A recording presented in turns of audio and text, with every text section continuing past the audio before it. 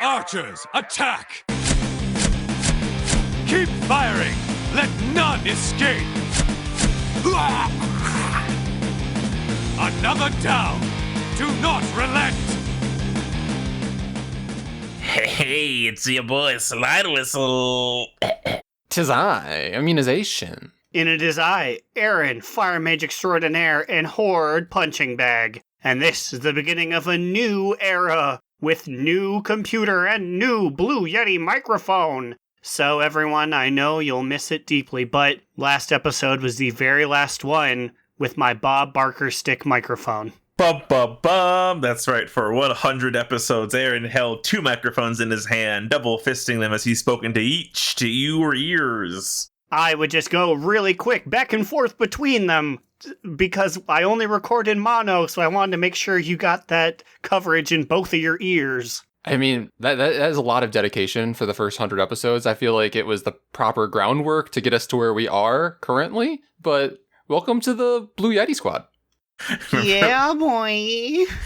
Remember when he would put it in a cup? Yes, I remember when I tried putting it in a cup. It didn't work. I had all sorts of shenanigans. I bought like 17 parts. There was a serpentine amount of wires to get it working on my laptop. Next time, maybe you should empty the cup of your alcohol before you put the microphone in. Carlos! But enough magic school bus. I'm gonna magic school you in some discussions about the world of Azeroth. Oh, I thought we were going to talk about Second Life because I wanted to talk about Second Life. Okay, yes. So everyone, this is the second time we're recording this beginning, and the first time it naturally segued itself into Second Life. This time, it's much more awkwardly doing so. I just want to play it again. That's really all I have to say about it. I just want to remind everybody that I want to play Second Life again. I had a strange, thin, pale, slender man adjacent gentleman named Pickles and Peanuts who fell into the void through the geometry and died a million deaths in 1 second. But I received an email recently that he got hacked, so I'm going to have to make a new second or third life. You know, I don't know what the occasion was that it was just the two of you guys that started playing Second Life without me, but it sounds like you fell into the Second Life's version of them all there. Yes, what is the jailer with his tall self and his weird, lanky, pasty form, if not Warcraft's version of Pickles and Peanuts himself? You know, I could kind of see the jailer being someone's like original character they created for Second Life. I can kind of see it if you look at him. All right, that fulfills our Second Life ad promo. All right, Immune, read that review for us. So yes, we have a review this week from friend of the pod, Tyre.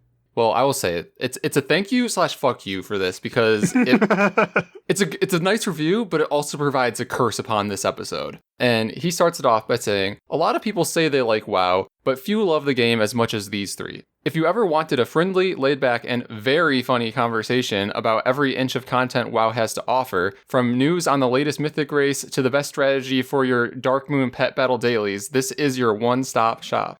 And let's not forget their best segment, Sexiest NPC of the Week. Boys, if your shot for reading this review is Chicago's finest liquor, okay, that is very not true, but he is referring to Jepson's Malort. So, as a couple-year natives there, can you let the audience who doesn't know the magic of Malort in on why it's so special?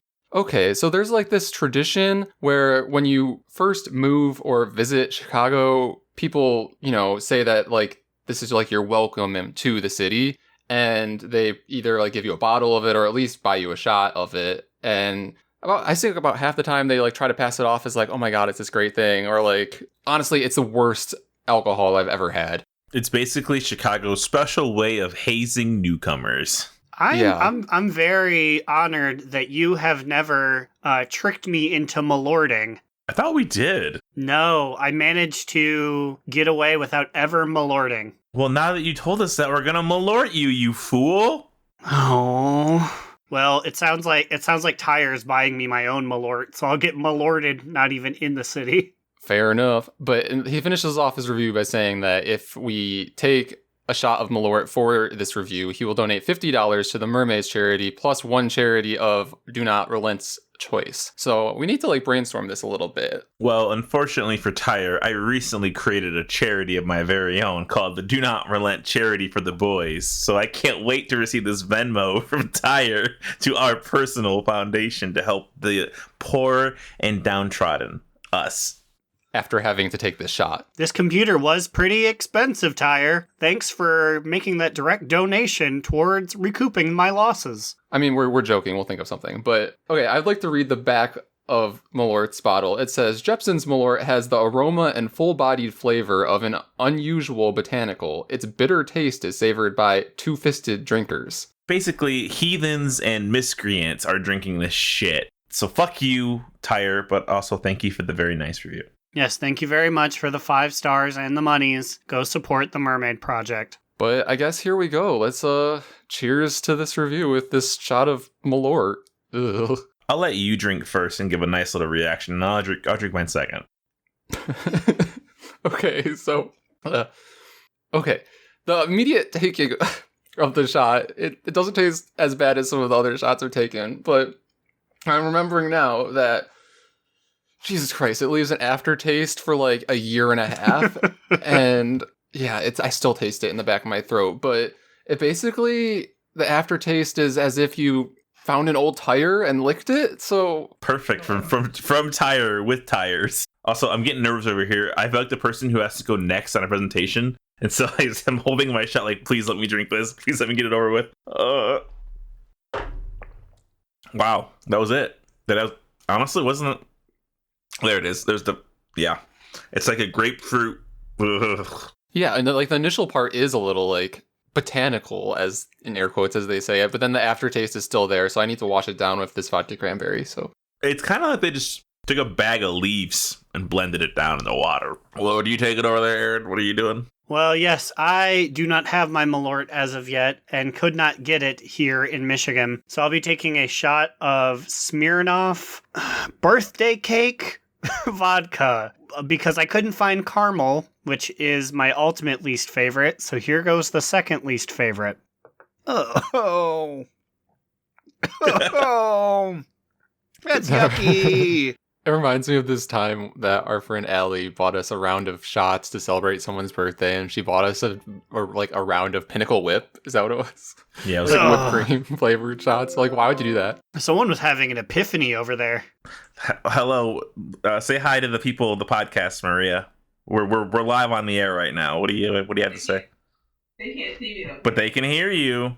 You're making history now. Hi. Okay. You have anything to say before I have to let you go? I love you. I love you too. I miss your face. Okay, I miss your face too. I'll call you back after the pod. Bye. I love you. You're so handsome. Okay, I'm gonna hang up though. Don't get mad when I hang up on you. Okay, bye. Okay, bye. Wow, we had a whole bunch of things that we were about to do for this episode, but it does not matter because this is the one where Slide's mom calls in. Anyway, let's talk about WoW because I was gonna go on a segment, but we have so much to go through. Next caller. It seems like my Gram is on the line. Please, everyone, have your moms call in, except don't, because that was actually really disruptive to my train of thought. My mom actually recently, we were talking about podcasts. She's like, how many listens does it have? And I said the number, and she said, that's big, Bear. You need to be talking about it more. I'm like, well, I mean, it's a video game podcast. She's like, you're selling yourself short. You should. So I'm pretty sure my mom is going to be talking to her colleagues like, you should listen to my son's World of Warcraft podcast. Because if there's one demographic that we already have on lock, it's, the moms. Yep. Next caller, let's talk about how kind and generous, or maybe not so generous, the Great Vault was to our sweet little bodies. Oh, the Great Vault. That was my favorite part of this week, was reaching deep within its confines and grabbing gear. Wait, so did you get anything good, or was it what were your options? Were they hot options? My option was a 200 trinket, that, if I remember correctly, did something like when you do enough damage to people, it goes in this trinket, and then after a while it can release the beast, and it comes out and hurts people for 10 seconds. I don't remember what it was called. Or a 200 eye level cape, which was the bigger eye level upgrade for me, so I took that. So I just got a cape. Hot drapery. I ended up getting a 200 eye level pair of shoes. It was not my highest eye level upgrade, but the other ones just weren't the most ideal upgrades for my raid set. They would have been ideal for like either my PvP or like Mythic Plus set, but since we were raiding later that night, I was like, I want a little more mastery for that. I reached in and I had to go sim my shit because I was like, I don't know what the fuck's better. And I simmed it all because apparently Raidbots now has a setting where you can look at your Great Vault stuff and you can apply it to like your DPS setting. And I simmed everything and I was like, okay, so these hands that are 207 seem like the best thing for me right now. And then I went back and looked at my fucking sim and I was simming for Dungeon Slice, which means that you're simming for AoE, not single target, which is what I always sim for. So I think my sim got fucked up, but these are still my best in slot gloves for PvP. So I think I'm okay with my decision. I think it's fine. I think it's cool. The Great Vault kind of feels like it makes the not so much available gear kind of worth it because I had a very hard time picking, Yeah, I agree. I think that it's a really, really good way to deal with our weekly rewards now. I will say that so far it is 1-for-1 on providing better options than that fucking chest last expansion.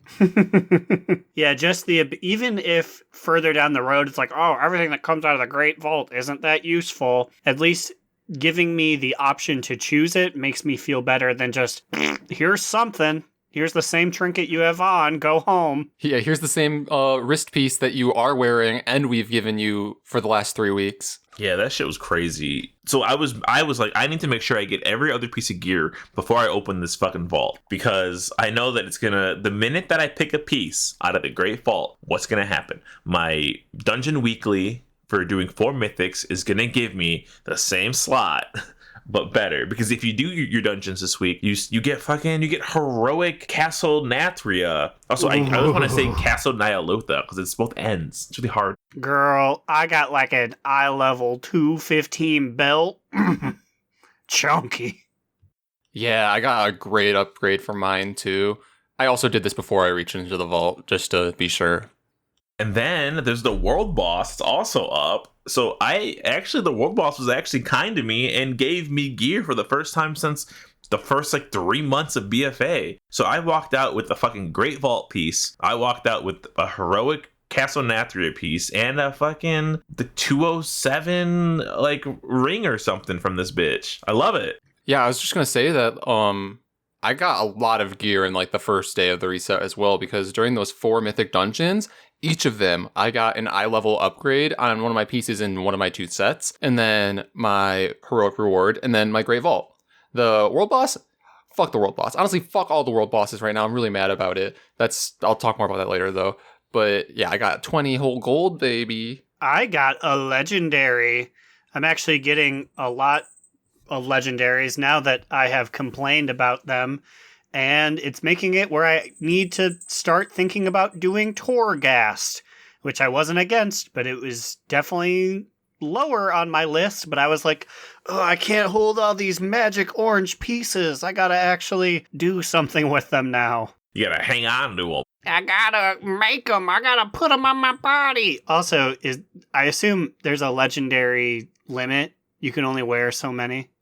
I believe it's just wearing 1 at a time right now, but the rumor... Never mind then. No, but the rumor around town is that eventually you'll be able to wear more. They just don't know when.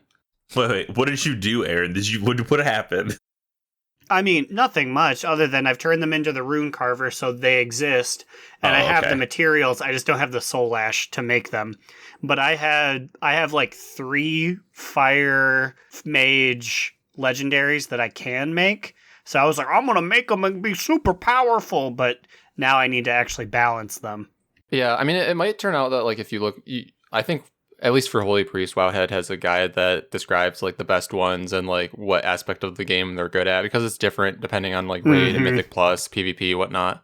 But thanks, Great Vault. So far, this system gets Aaron's thumbs up. It's also kind of funny though. I did see this on Twitter. Some people were like, "These are my great vault options," and the options were 4 capes, and it's like that sucks. But I mean, I get it if you don't have time, but you also only did get 4 bubbles because not everyone's gonna do PvP, right? But it's like you could have done some like arena and just gotten some more pieces. Mm-hmm. I feel like the chances are very low to have 4 cape options presented to you, though. Oh no, someone did the math and the odds, like out of all the fucking pieces, like think about that. Like think of how many pieces there are. It's super low. So it's kind of funny. But it didn't happen to us, so we don't care that much. That's the important part, is that the people on the show got good drops.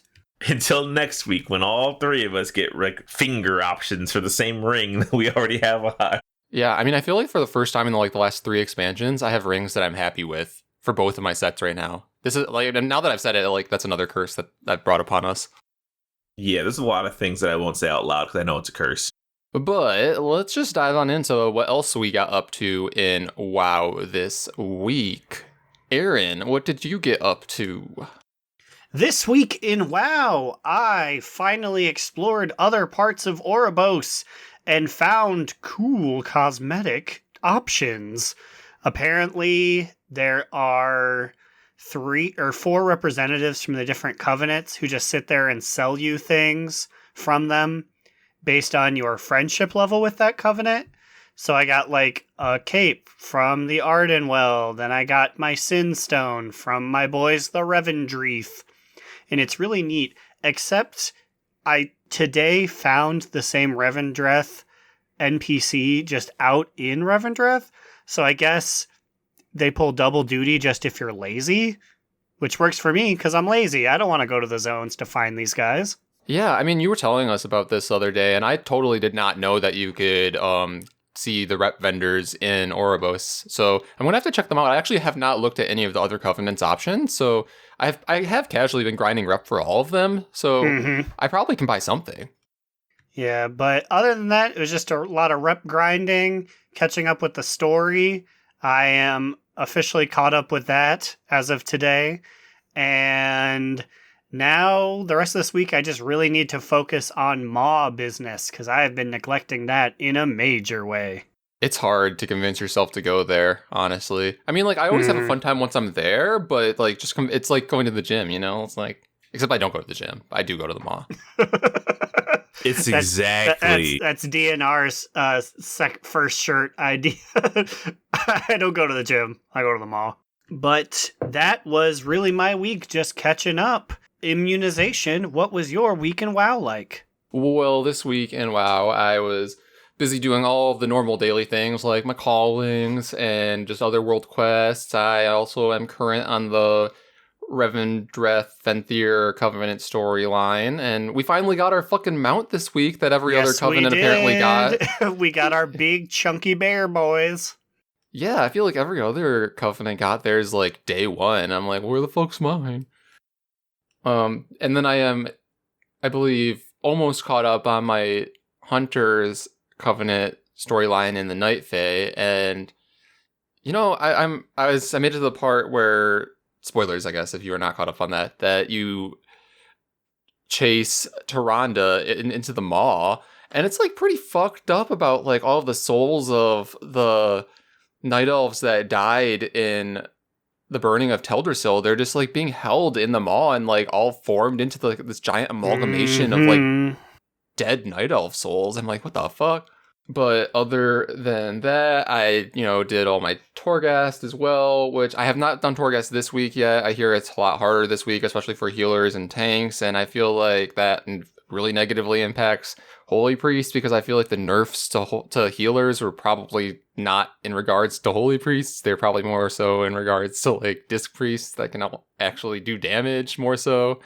So I feel like it's going to be kind of rough on me this week, but we'll see.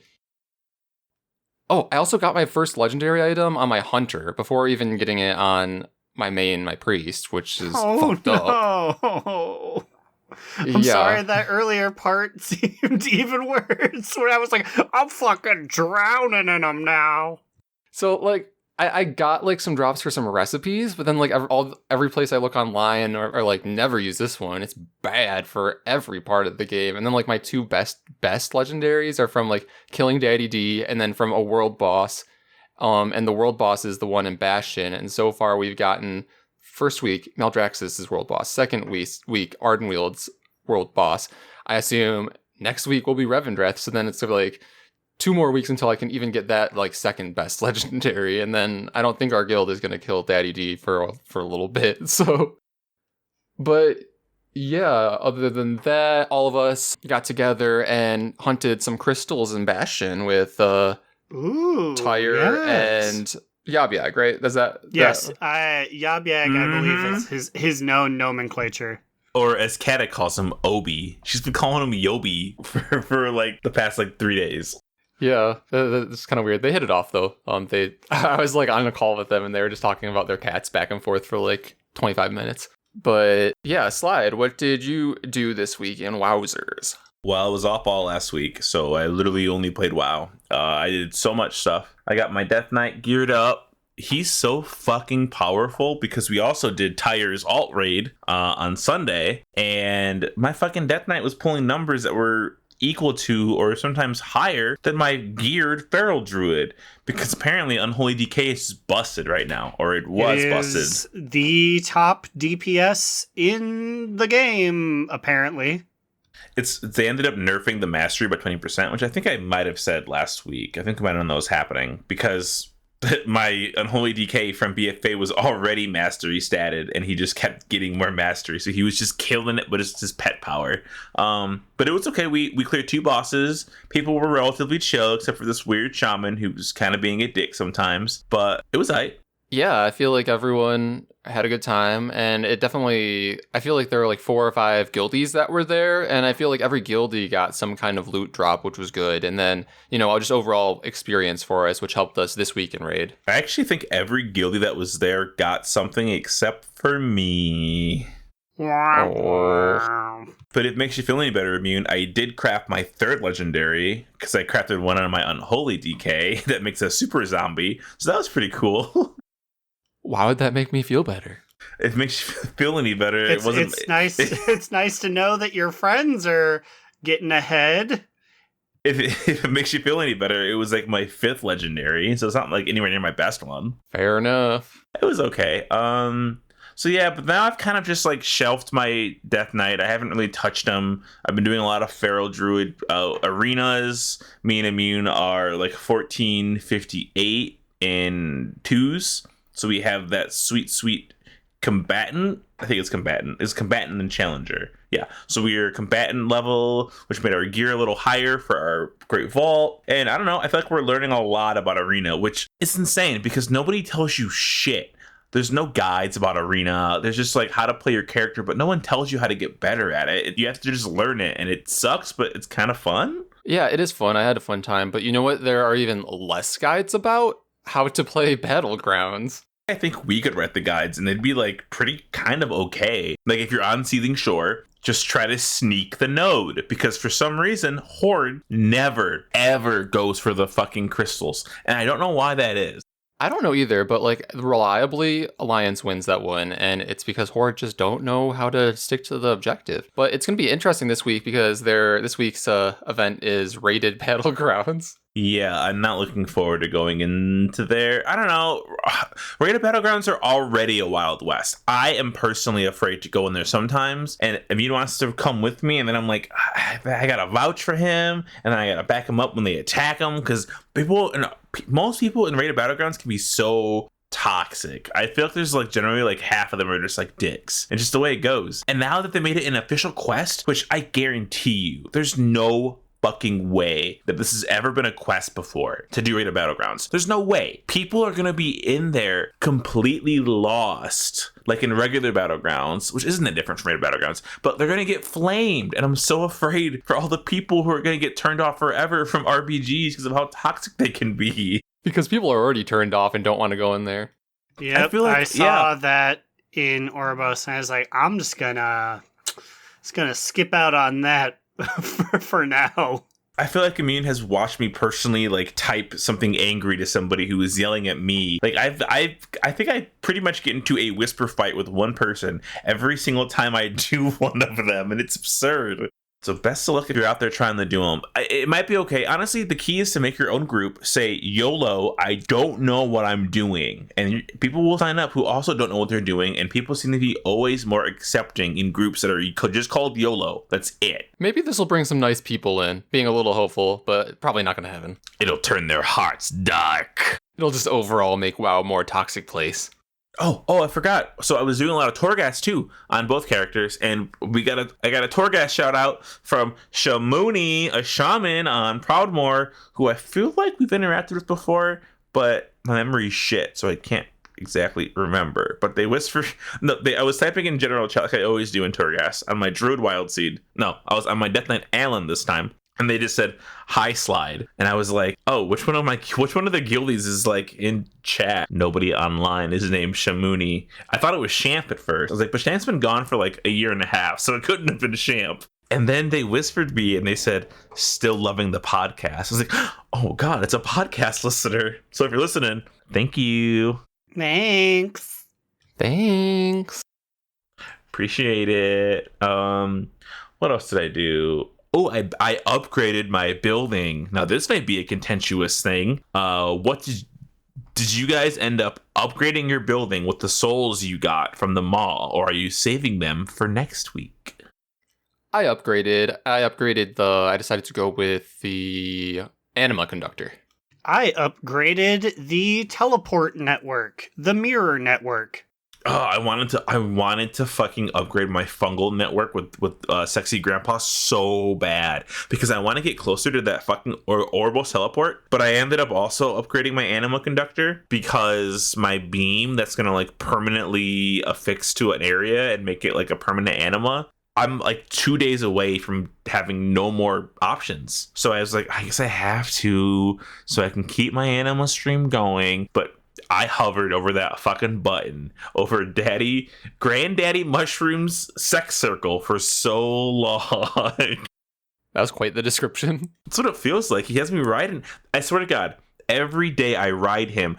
I don't know if I ride him or if I ride inside of him, but like for the past 7 days straight, he just gives me the one where you kill 30 people by like doing like the on rails shooter, and I'm like, it's just fine, I'll do it, but like, don't you want to give me another quest? Like, I don't know, like it's the same one. That it looks quest pretty easy. Is in my top 5 least favorite. Is that the one with the dragon? No, you're like in the ground and you like target like roots, and the roots, you just target the roots on the enemies. It takes literally like 10 seconds to do. It's so fast. Never mind. There's an Ardenweld one where you're on like a fungal dragon and it's like shoot down 40 bugs and the bugs have the tiniest hitbox and you can hit maybe 2 if you're lucky. It's just like, and I feel like it's an example of like, this one takes a long time, but not because it's complicated, just because it takes a long time. I've never seen a world quest that does that. So I guess I'm not doing enough world quests then, because that sounds interesting, but also bad. But also interesting. I will say that, like, even though the world quests do take a while sometimes, I appreciate that, like, I feel like in this expansion, they're definitely switching it up. And there are a lot of really weird ones. Other than the Revendreth one where you have to kill 12 Ash Ghouls and chain 8 spirits and bring them back to a woman. I've done that one every day without fail. I'm like, really? We gotta do this again? Listen, they really don't like to be in chains. She's like, they wiggle their way out so easily. Well, when we come back, we're going to be discussing Week 2 of Castle Nathria. But before that, here's Growliina to distract you while we go pee.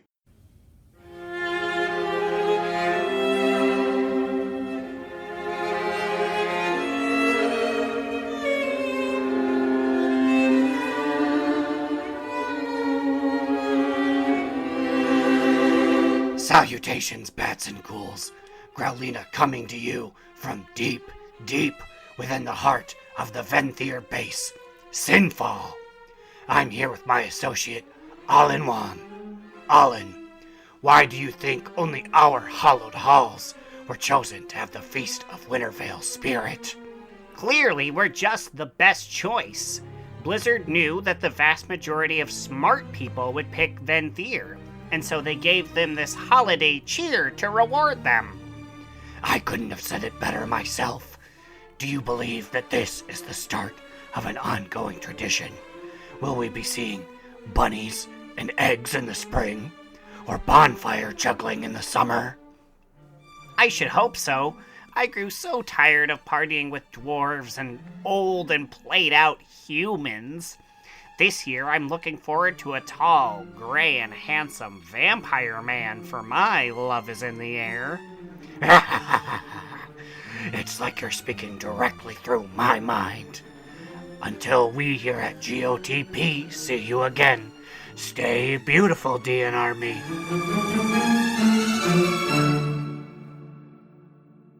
Well, it's good news and bad news out here. The bad news, the Lizzie McGuire revival's not coming back. The good news, we are. Here's the second half of the show. Wait, I have a few questions. There was going to be a Lizzie McGuire revival? Yes, it was going to be on Disney Plus. They filmed 2 episodes of it, but today Hilary Duff put out a statement saying that it was not going to happen because, quote, the character wasn't true to what Lizzie would be. Oh, so she shut it down. Yes, and based on Lizzie McGuire, or based on Hilary Duff's background, something tells me she was maybe a little too hip and modern for Hilary's liking. Probably. That's sad, though. You got me really excited and then really sad, like, in such a short period of time. Well, I know what cheer you up. How about some good old classic raid drama? Raid drama! So this week was our first week of dividing into 2 teams. And if you remember last week, I was being pulled into an officer meeting basically as we spoke. And after a long and you know what? I kind of really appreciate these officer meetings. I'm not going to go into details because I don't know who's listening to this. I don't want to blast anybody. And even though I kind of did last week. Usually I feel like in officer meetings that kind of happen, people beat around the bush and are kind of just like, well, maybe we should not be doing... No. People were called out as the most confrontational as a meeting could be. It was. So it was spicy. And we basically had to figure out how to divide the 2 teams while keeping everybody happy, but still being fucking realistic about being in groups. Because, you have to divide a group by DPS and by officer status equally. Yeah, and the initial groups that were presented last week were not that. So it was very much a team win and a team B, which, by the way, you owe me money, Immune, because I did manage to sneak a Go Team B in there, but then was pulled back into Team A, making my actions seem like a real butthole. So, because you I think what happened was you originally went into our group that you were supposed to be in, said go Team B, and then you left immediately to go join the other group. But then you did belong in that group, so I was really confused. But I was like, huh, okay. But then as it turned out, I think we actually are Team B. I mean, okay, hey, that's also really funny that I didn't even catch Aaron did that during raid. I caught it. I went in there. I was like, go Team Lesser. And then was told that I was being bounced back up. So I immediately left. And they were probably like, that asshole. Oh, man. So Lynn worked really hard to divide the 2 teams to be equal DPS, which I would honestly say he did. I would say that they obviously could be equaler now because people had joined. Like our friend Tyre, he joined Team 2, and he did pretty good DPS. You know that when I saw both Warcraft logs, I poured through both the sets to see what was going on in there. Yeah, and then they got Tyre on their team, but then there are a few other people who joined day of, and that's not a big deal because that's the whole reason that we divided into 2 to begin with, so that everyone who wanted to raid could raid. But I feel like we got these people who like, were they just freshly max level? Because they were like barely like 160 eye level. I'm like, ooh, it's a little cutting it. Yeah, so like the eye level average of the both groups was skewed because of last minute joiners, but group 2's eye level average was like 187. We had about like 6 or 7 people that had like eye level like 164 to like 169, which is fine. Like some people don't have the time to play the game, right? And so it's understandable, but it's also like it's very obvious that we have the lesser eye level team that we need to like work a little more with. So I'm not really mad about it because these bosses are gonna go down either way, and it's good that we can get everybody in. It's just a matter of if we can get the DPS a little more even. That way it's it's a little more fair for everybody. Yeah, and we were talking about it a little bit last night, but Slide was saying that overall it's better because it's 2 smaller groups, and I think we did feel that definitely on our bosses so far last night. We'll see tonight as we start pulling some new bosses, but like definitely we down Shriekwing really easily with, was our group 15 people? I believe it was 17, 18. Yeah. 18 was the count that I heard at some point. Yeah, because we inherited a bunch of people who were like last minute join, which is great because now we can keep them on as raiders, keep them geared, or I guess get them geared and then keep them geared. But like 'cause last week we killed 2 bosses a night. This week we killed 4 bosses on our first night, which is great. Team 2 killed 5 bosses, almost killed their 6th boss. But again, there's so much higher eye level average that it just makes sense, right? Like, in addition to just being higher eye level, they also have 4 out of 5 of the click of tryhards, so. Ooh, it's true It's though. awful sweaty over there. I can feel the perspiration. Listen, all that fucking matters is that your boy Wild Seed was the top damage for one of the fights. I was top damage, but I was second place on the other like 3. So I will also like to state for the podcast that the other group initially named their raid team. What did they name it, Slide? They are Team Ramrod in a reference to Super Troopers, So we decided to name our group Team Rod Ram. which I believe is also a reference to Super Troopers. I'm pretty sure there's a Rod Ram in Super Troopers. I've never seen Super Troopers, but I thought it was really funny.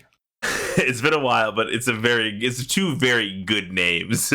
But it seems right now, now what I was concerned about, I was worried that it was going to get competitive. The people were going to be talking shit in guild chat, and I guess in whispers it used to be happening because when we first had this meeting, basically the officers were having a friendly like, well, we're gonna win, and then we made like some like wagers or whatever just between us. But then we were like, we're not gonna bring them up like personally because I said it's kind of obvious that we're still gonna be Team B even though we have good raiders. It's just how it shakes out, right? They have people who do mechanics like crazy every single time. But I said, we may be Team B, but we have no pressure at all. Like, you know what I mean? Like, I feel like, honestly, we exceeded what this group could do. I felt like we were very chill, too, which was nice. And Slide turned to me during it. He was like, oh, we're the quiet team. Like, because, like, the other group had the people that are always talking. And then, like, they had, like, Dolly, who was always, like, shit posting.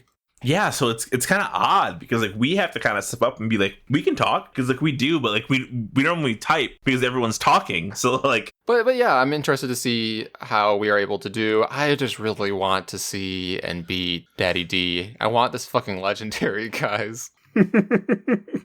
But on the first night, we, as Slide said, we downed 4. So Shriekwing fell over, I believe, on our first pull. Huntsman, I think we killed him very quickly on our second pull. Yeah, it was the second pull. Which is actually hilarious because the reason why we did so good, I'm not going to lie, Tyre's alt raid that basically taught us exactly how to trap the beasts in the corner. We used that same strat because no one else knew, and to be fair, I didn't know before Sunday, that you had to like trap them like with ice trap or with like a big CC, because we did that and it was a cakewalk. It was so much easier than last time. And I guess having literally 15 people or 18 down from 30 also makes it easier because people aren't throwing out like AoE to dots and whatever. Yeah, but it definitely felt easier. And then After that, we made our way to, oh god, I always like the just very slightly. Hungering Destroyer. Yeah, that guy. I always like slightly mess up his name. Also, yeah, once we decided, like as Aaron said last week, as we like finally got to our strategy after like 4 or 5 different slight changes, like yeah, now we just all group up in 2 groups and then we're fine. The first pull, easiest.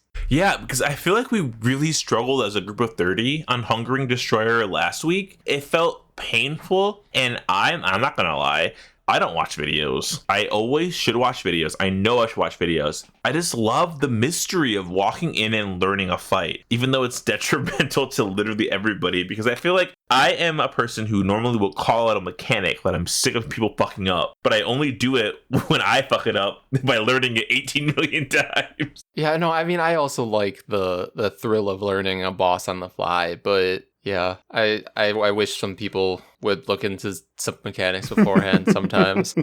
Well, let's not beat around the bush. Let's talk about my least, honestly, I'm not even gonna lie, guys. This is my least favorite raid boss of any expansion I've raided in. Now you may be asking, if you're new, how many raids have you raided in? Okay, we only started at Hellfire Citadel, but that's still a lot of people. That's a lot of bosses for me to be able to say this one is my least favorite one ever, and it's fucking Kael'thas. Katie? It's so boring.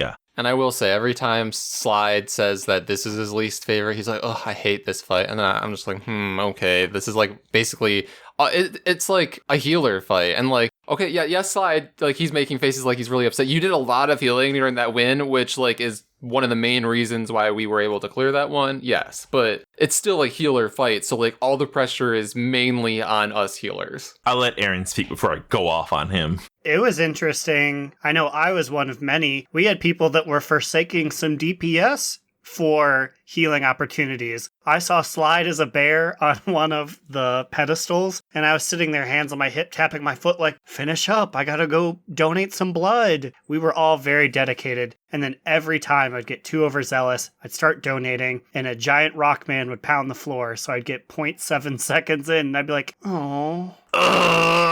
That's the worst part. Aaron, I swear to God, I never, in all of our polls, which was 5 polls, by the way, I never got a full cast off. I never got 6 stacks of the Sun King's bullshit because either a stupid occultist would punch me with their spell, or the gargoyle smash would go off, or Kael'thas would be like, I'm coming down from my pedestal now, as I was channeling in bear form. Yeah, it is annoying. I mean, and like, granted, I probably should have channeled more often on the pedestal, but I would just like heal him like with my spells. But yeah, I should conserve mana and use that more often. But I stopped because, yeah, as you guys both said, every time I was interrupted.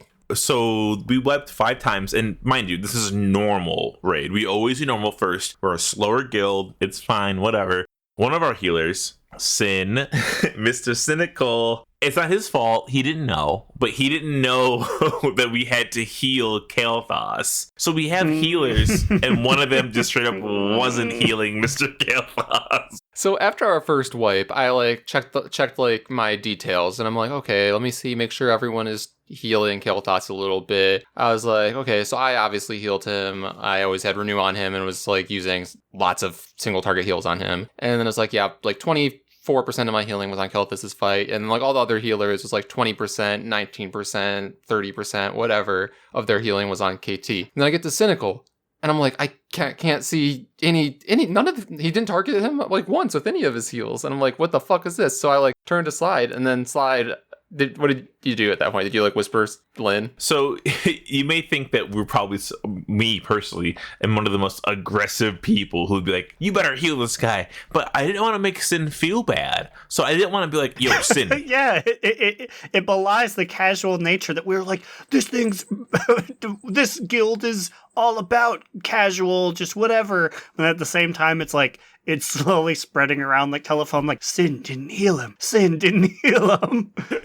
Well, last week I felt bad when Bear was in feral form and Bear wasn't doing his feral AoE rotation right. So I whispered him, and as I was whispering him, I just felt so dickish. Like I was like scolding him. I wasn't. I was just saying, hey, don't forget to use this ability. And he didn't show up this week. How do you feel now? Oh God, it's my fault. He goes, sorry guys, I tried, I really did.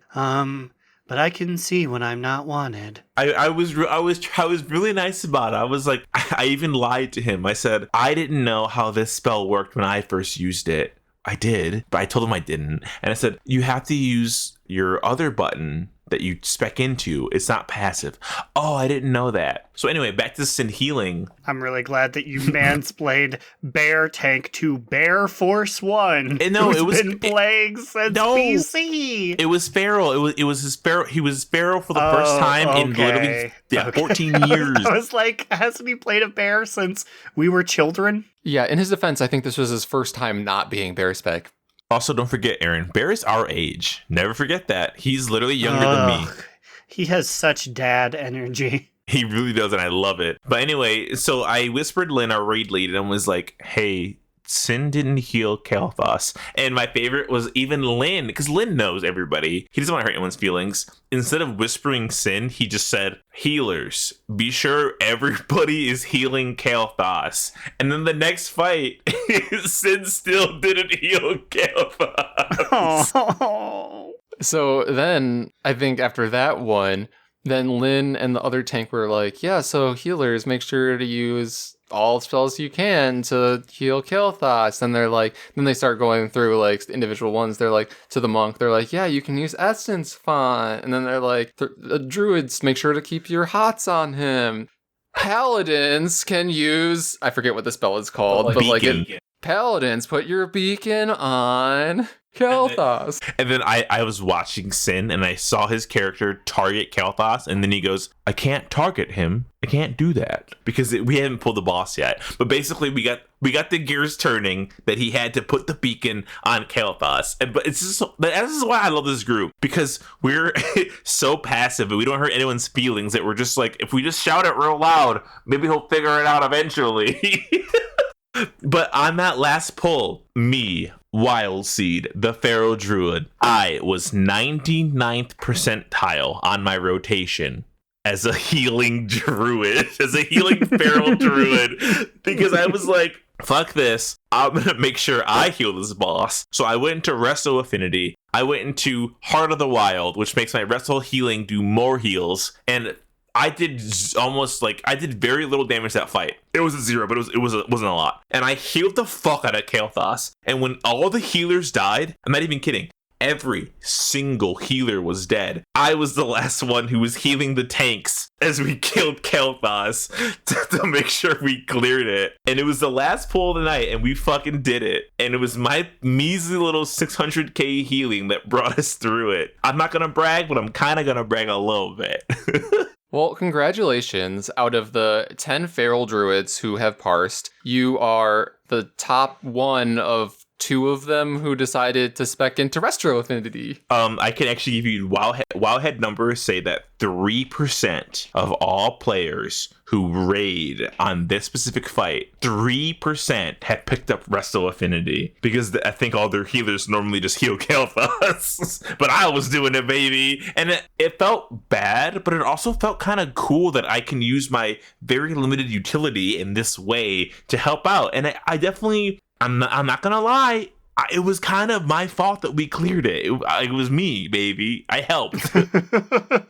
But man, I hate that fight. I'm glad that tonight we will be pulling something brand new. Yeah, it's our first brand new pull of the night. Like I'm jazzed. I wonder where we will go next. I know that the other group has, in addition to the ones we've killed, I believe her name is Dark Lady Enerva. Correct. And That's then what they I was going to also- say. I thought I heard Enerva on the wind when we ended last night. Yeah, I believe they killed her, and then they almost killed Artificer. Yeah, Artificer was like, I don't know, like 13% almost dead when they finished. They also pulled like 20 minutes past our usual rate time, which I'm like, okay, guys, there has to be rules somewhere. Fucking stuffing the ballots over here. Yeah, we got our 7th kill at 2 a.m. Excuse me. I'm glad I wasn't in that group, because I'd be like, is it really humid over here, or is it just all the sweat? Thinking about it though, our group is actually going to be fine because we don't have our best DPS. Mr. Ashenford, he's not even raiding with us yet. He's being swamped at a warehouse right now for his work, and he is such a good Death Knight and a very good Shaman, and he's on our raiding team, and he's just off for the next 2 weeks because of work. Also really good at eating eggs. How do we know this? Oh, sorry, I misspoke. Technically, that's Cheatham's good at eating eggs, who's still a Death Knight, so I can see the red confusion. I get it, don't worry. How do we know their proficiency at egg consumption? Aaron, I don't know if you remember this. Cheatham used to be in the guild, and he used to talk about how much he would eat 12 boiled eggs a day. A number I have learned has doubled and almost tripled over the past 2 years since we've seen him. 36 boiled eggs a day? How does one have that much time for boiling of eggs? It's all for gains. He wants the protein. How many eggs do you need to eat before you come back? Man has never known the number of eggs I'm about to eat. But yeah, he's another Death Knight like Ashenford, our top DPSs, so it's fine. So, have you boys cleared any wings in Torghast yet? Probably not. Floor 3 is really the highest I've deigned to go right now.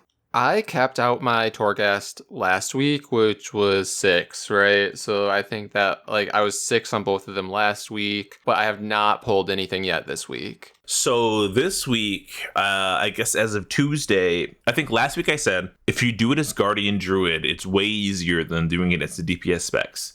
Well, They have tuned it, so now it's harder for tanks and for healers. But instead of making it, kind of more difficult, it seems they've made it really more difficult, at least according to the internet, who's like, now I can't beat it.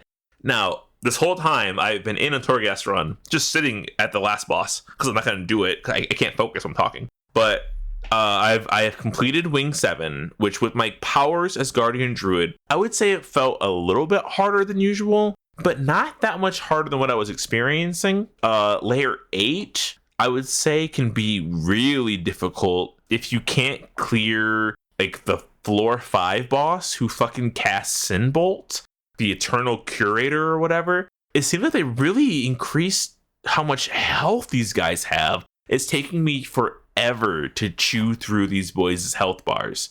But I wouldn't say it's any more so than before. I don't know. It's hard, but not that hard. It feels kind of fitting, at least for what a tank should feel like, right? I can't really speak yet because I know that healer's also been nerfed and I have not pulled yet on immune, but I do know that a lot of people are complaining. That's all I know. But according to what you said, it only is slightly harder. Although you also got hit with that, as you said, that last boss that almost got you. He killed me a lot, and if it wasn't Night Elf, I couldn't just meld and reset it. So I feel like the ones before this wing weren't so eye level required. But now that I'm 192 and I'm barely clearing these bosses, maybe you do need more gear to do it. And I've seen a lot of people on Twitter saying how they're worried that they won't be able to clear Torghast because they don't have a certain gear threshold, or because of soloing it is hard. And honestly, I'm not gonna lie. If you guys are Alliance, and if you need help doing mythic dungeons, or honestly even a Torghast run, I'm not afraid to run with you guys, right? I could tank. I mean, you could heal. Oh, are you drafting me here? Yeah, Aaron can fire mage. What? Yeah, I gotta go. It just seems like people on Twitter, they don't have a crew to run with. And I'm if you need to, at the very least, if you need mythic gear, we can definitely help you there. But in Torghast, I'm not afraid to Guardian tank for you. I'll do my best. I'm not going to guarantee anything. I'm not going to say we're going to win, because if you get shit powers, you're fucked. That's just how it goes. You have to pick the right power, and you have to get the right power to begin with. But I don't know. Is that crazy to be if you want to run Torghast or Mythics, shoot us an email. It's not gonna be immediate, right? We can't drop everything we have and do it right then and there. But we can definitely help out. For real though, I'm one of the people who needs help. So come on and let us know, and we can all run it together. Aaron, send us an email. I will. I'm drafting up one to do not relent pod@gmail.com right now. I responded to Frasley on Twitter. They said that they were worried that they couldn't do Torghast because of like they're only like I-64, I think is what they were, which I think for floor 8 honestly might be a little low. Not now that I've actually experienced floor 8. I'm on the last boss just staring at him and it's getting mad during this recording. Yeah, Ro also said he needed help, but I think Ro plays Horde. Yeah, I can't help Horde. I can't help Ro or Horde, but there's a lot of Horde players that Ro could reach out to. I just feel like you don't have to solo Mythics. You don't have to solo Torghast if you really don't want to. Like, there's so many people that could reach out and help you, and I'm offering our services. If you are really struggling, bitch, we will put together a squad really quick, or even if it's just me, we'll try our best. Let's do this. And now it's time to unlock our sexiest NPC of the week.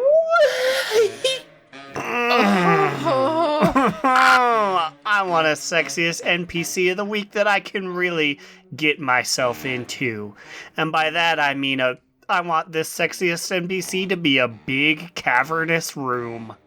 Well, so, hold up. They ain't cavernous.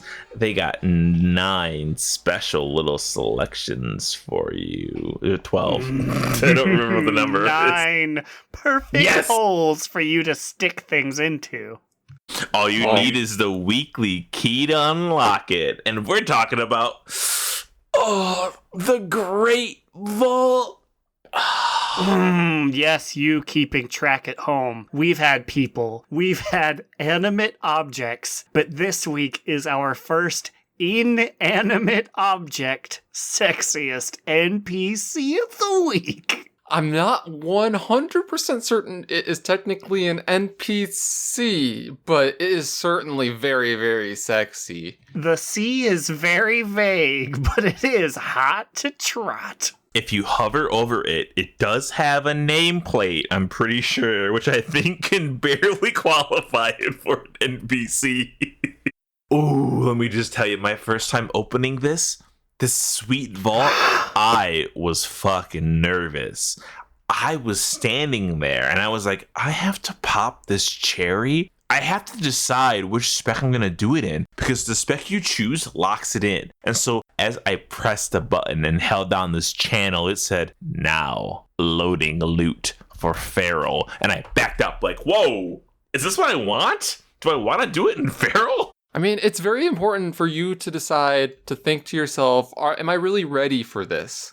Boy, let me tell you, am I ready for this? Because I had to Google for 10 minutes exactly what was going to happen when I opened this vault, because I wasn't sure. But when I did, I felt so immediately relieved. Ooh, I was a little apprehensive at first because when I clicked open the Great Vault, it said now channeling for fire. And I said, baby, you gonna make it burn down there? And she says, shit, baby.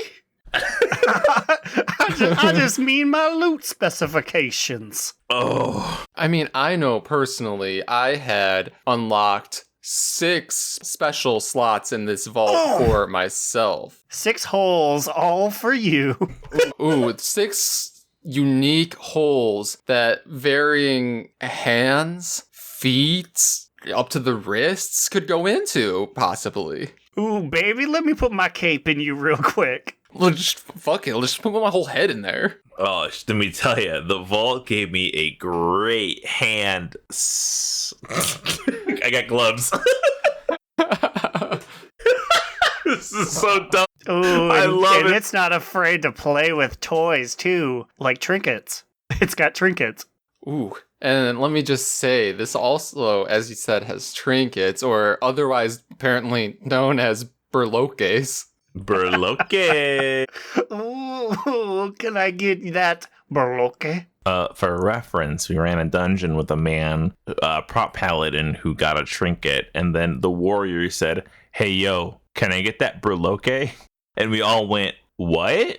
What do you need? That burloque that the paladin got. And we were like, the trinket? Yeah, burloque, that means that in Portuguese.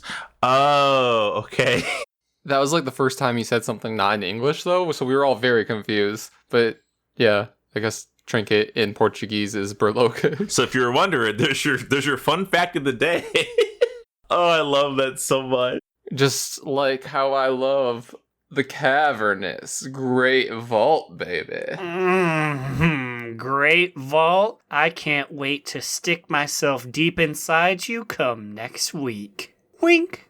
Filled to the brim with goodies, your awards in the mail. And now it's time for our top two bottom moot, medium moot, immune. Kick us off, bitch. I got myself a bottom boot. No. Damn. As previously alluded to, my bottom boot this week is how awful the legendary system has been to me, and I assume a lot of other holy priests who have not yet been able to clear through Daddy D, because there's probably only like 3 or maybe 4 legendaries that are worth crafting for holy priest, and as I've said and complained about several times on the podcast already, one of them is from Do Not Relent. That's the best one by far that I need to craft. And there is one that drops from the world boss, which I am convinced will not be here for another 2 weeks. So that feels very bad that like everyone else and their mother and their brother and their 5 alts already have a few legendaries, but I have not yet been able to craft one. And at this point, I'm like, should I just craft one that isn't necessarily good, or should I craft one for disc or shadow that like I won't be playing really for a while? I don't know. It just feels really bad. You wait. You are already killing it in healing. Imagine when you walk out of that fucking steamy entrance like a pro wrestler and you have your tier 3 legendary that you just obtained that you've already been killing the healer charts without. That's true. At this point, like by the time I fucking get this legendary, I'll already maybe even be able to fucking craft a rank 4. Is that the highest one that you can do? I think it's 3, but I could be wrong. Oh, well, by the time I'm actually able to get it, they'll have added a few more ranks.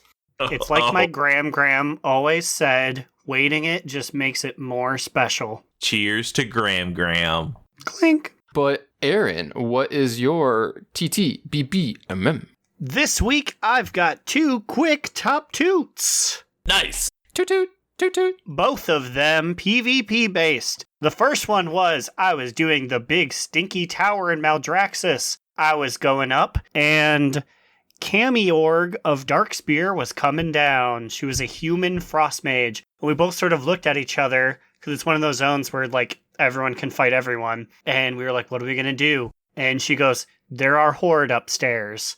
And I said, let us go. And we formed an uneasy alliance. And the 2 of us took out horde and NPCs. And then got our 100%, and then we met up at the top of the tower, and she said, do you want to do this? And I said, sure, Cammy, you deserve it.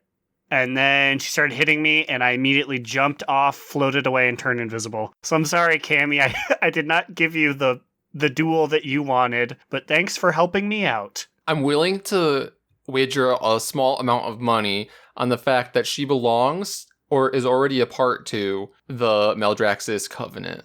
Those people will fight literally anything.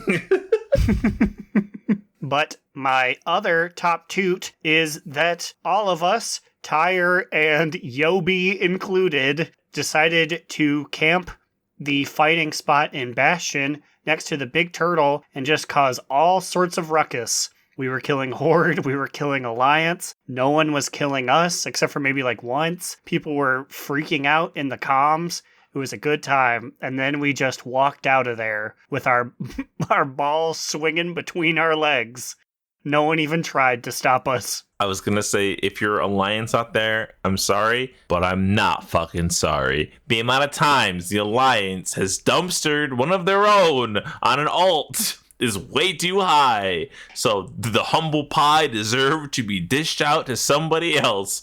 And I also got my Horde Slayer title from killing people, though the Alliance didn't count. So whatever, it's so good. We just killed the same Night Elf rogue over and over and over. Or maybe it was different Night Elves. I don't know. I can't tell. They started. They did start it. But Slide, what is your TTBBMM? Well, I'm glad that you brought 2 top toots to balance out another bottom boo.